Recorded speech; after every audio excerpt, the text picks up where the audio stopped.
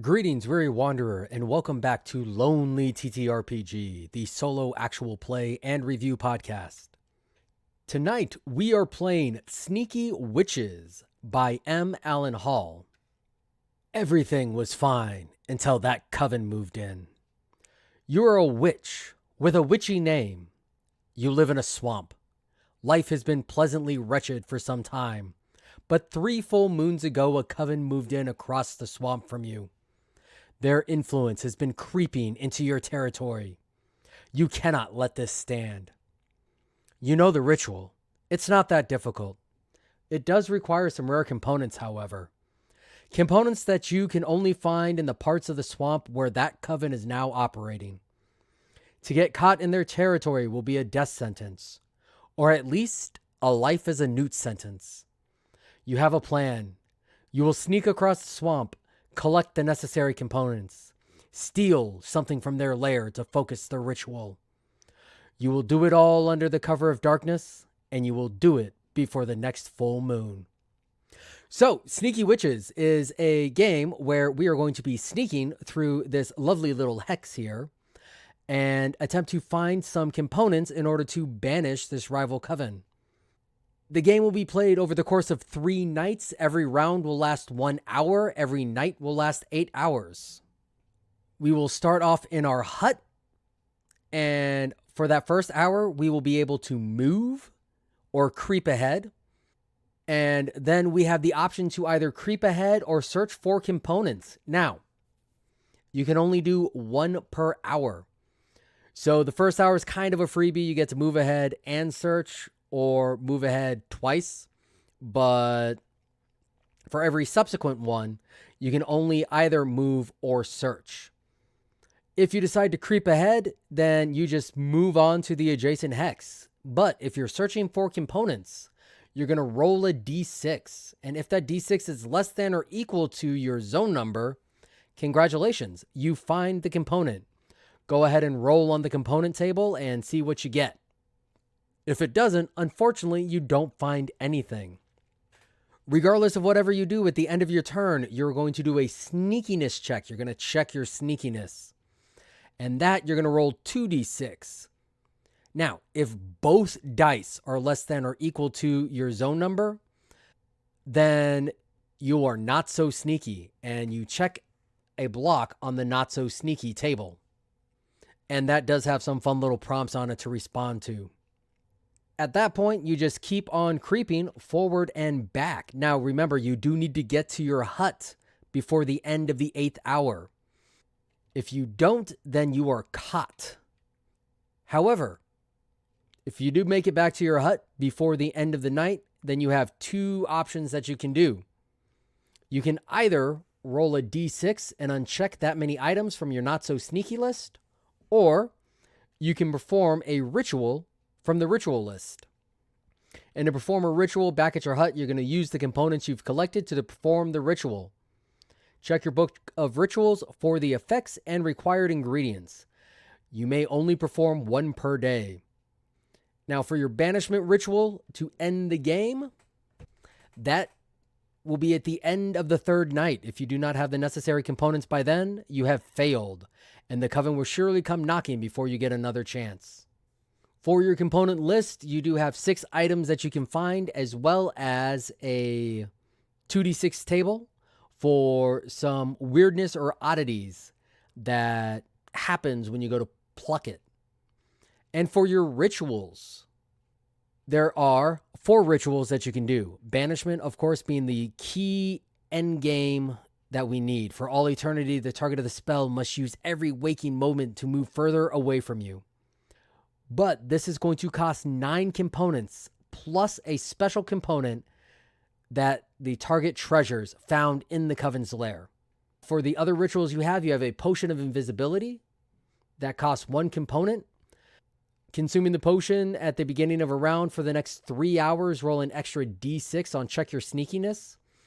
All those dice must be less than or equal to the zone number to count as not so sneaky. You can enchant a broom of flying, which allows you to move 2 hexes for every creep ahead for 1 night only, and that costs 2 components. And then you have summon a helpful helper. For the rest of the game, roll 2d6 when you search for components, and you can find 2 components in 1 round. But this does cost 3 components. And that is the basic rules. This is just a 1-page game. It was part of the 1-page RPG jam over on itch.io. So a very simple set of rules. Unfortunately, this is one of those games where you do need to have a strategy. And we're going to lay that out a little bit right here. Because the rival coven is 6 hexes away. It would take us 6 hours to get there. And that's not including getting back. So, right off the bat, we know that we need to be able to move 12 hexes in 8 hours. So, obviously, we need a broom of flying. Plus, when you look at the amount of components that you need 10 components for the banishment and 2 for the broom. So that's 12. We only have 16 hours, and some of those are going to have to be spent moving. So we will potentially benefit from helpful helper as well. So that is our game plan. That is what our witchy witch is going to be doing. Oh, Witch Hazel will be her name. Nice little throwback for you classic Looney Tunes fans. But with that, let's go ahead and dive on into the game. These silly little witches.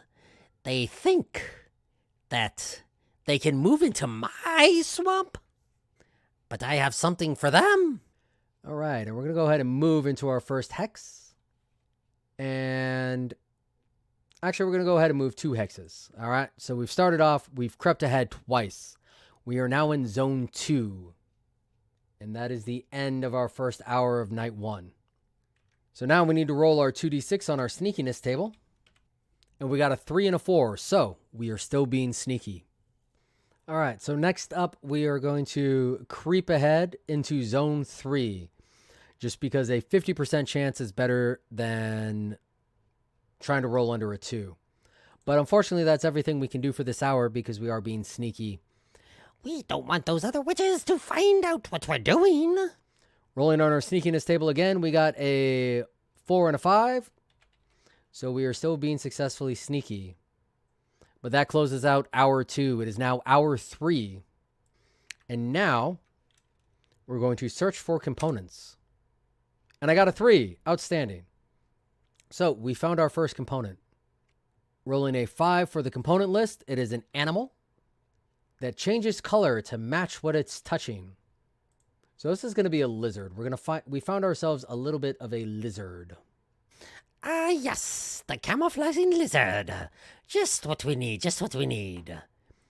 And now we roll our sneaky. We got a 5 and a 2, so that was close, but we are still sneaky.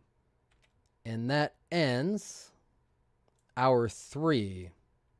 Now we're going to continue to search in this area because I got 2 hours left before I have to start heading home. And I got a 5, which means we don't find anything. Searching around, we haven't found anything else.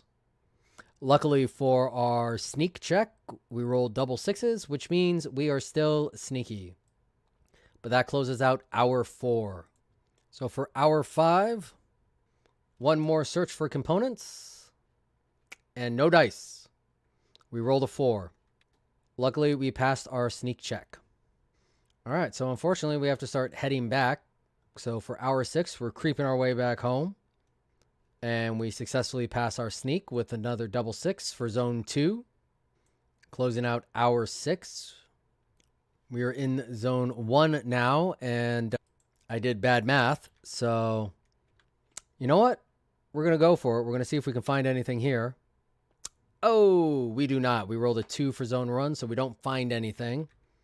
Searching for components. But we do pass our sneak check. That ends hour 7. Hour 8, we return home. So we have closed out our first night, and we have only found 1 item. We are not looking good for the home team. I gotta hope that this next night's going to be better. All right, so moving on to night 2.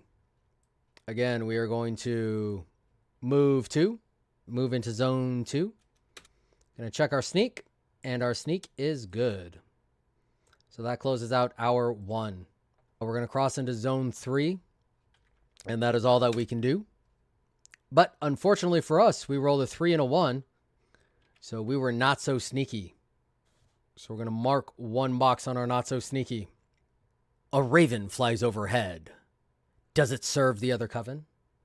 Been a long time since I've seen ravens in these parts. I wonder, is it here because they are here? Did they send it? Do they try to spy on me? Yeah, it can't be. Is it? But unfortunately for us, that is how we end hour 2. Hour 3, we're going to sneak into zone 4 because we need better odds. But once again, we're going to roll for our sneak. And we got a 1 and a 4. We got another not so sneaky. Our luck seems to be turning. That's a lie. We haven't had luck to begin with. We notice footprints in the mud. They're fresh. Has someone noticed yours? Now, they could be out. They could be tracking me, but why would they? I am rather close. But it might be nothing. It might be me. It might be nothing. We must be careful. And that is how we end hour 3. All right. For hour 4, we finally get to try to find a component. And of course, I roll a 5. And another 3 and 4, so another tick on the not so sneaky. You hear the rustle of movement. You hide. Did someone see you? I knew I shouldn't have been checking around when I saw those fresh tracks. Shh, Witch Hazel, it's gonna be okay. It's gonna be fine. They haven't seen me yet, have they? Curse these witches. And that is the end of hour 4. And unfortunately with that, we need to start heading back. So we move back into zone 3, so hopefully our rolls go better. They do. We have not been caught. On hour 6, we have moved into zone 2. Ooh, good thing we left zone 3 because we just rolled double 3s. Luckily, it holds up for zone 2. Moving back into zone 1 for hour 7. Once again, our sneak holds, and we return home. So at the end of night 2, we have collected precisely 1 component.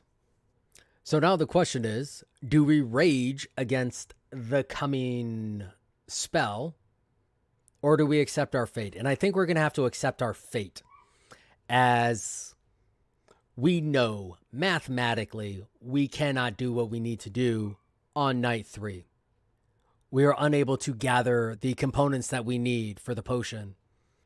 And it would seem that our activities have not gone unnoticed. Apparently our tracks were found. That's why we heard the rustle. They were searching for us that night. And it is not long before we hear the knock on our door.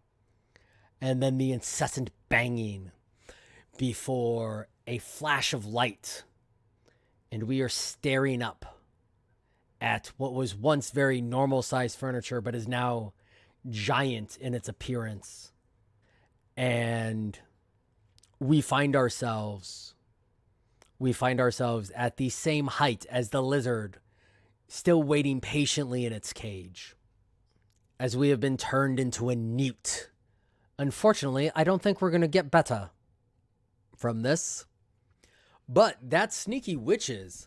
So this is a fun game. I do like this. I do like the concept. It is a very fun, very cute concept. It does remind me a lot of Swamp Troll Witches, which is another crafting game where you need to search for the components in order to conduct your spells. Only with that one, you're selling them on the night market.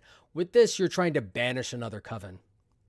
But I do like this game. I do like the conceit of it. I do like the concept and the world that has been built. It's a very easy game to pick up. It's a very easy game to play. Again, it is a 1-page RPG. Not a lot of rules, not a lot to have to figure out. So this is definitely something that you can just pick up and run. And as you saw, a game is not going to take you very long. Now, I don't like games that are super hard to win. Me personally. I know some people go for that. And it's funny that I say that because I do like Wretched and Alone games, which those games are not designed to be won either. but at least with the story prompting element of that, you do get a you do get some type of narrative sense, and you know it's going to end, and you know that it's going to end poorly, so you can build this narrative leading up to that. This, you don't really have that. So yeah, I would say my biggest complaint is the fact that you know halfway through the game whether or not you're going to win. And I don't know if it's just adding some more nights. Adding a couple more nights might be the difference to that. So by all means, when you're playing, add a couple more nights. Give yourself a chance. And if you're going to add more nights, don't change anything to anything else. Leave the not so sneaky counter as is. Leave everything else as is. Just add a couple more nights to see, if you can even give yourself a chance. Because again, you need 10 components just for the banishment spell. And the only way to get the 10th component is to get a broom so that you can get to the witch's shack, the rival coven shack, and back.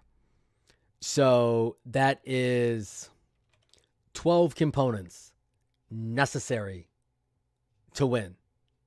And you have 24 available slots, 24 available time slots. Except you don't, because you have to move. Like, you can either move or you can search. And I do like the moving and searching being separate actions, because again, you're sneaking around. So yes, it's going to take you an hour to creep into the next area. It's going to take you an hour to try and find something useful. But yeah, once you're looking at 24 slots and you need to hit on 12 of them, that means you only have 12 movement slots. And that's not a lot. That is not a lot of time.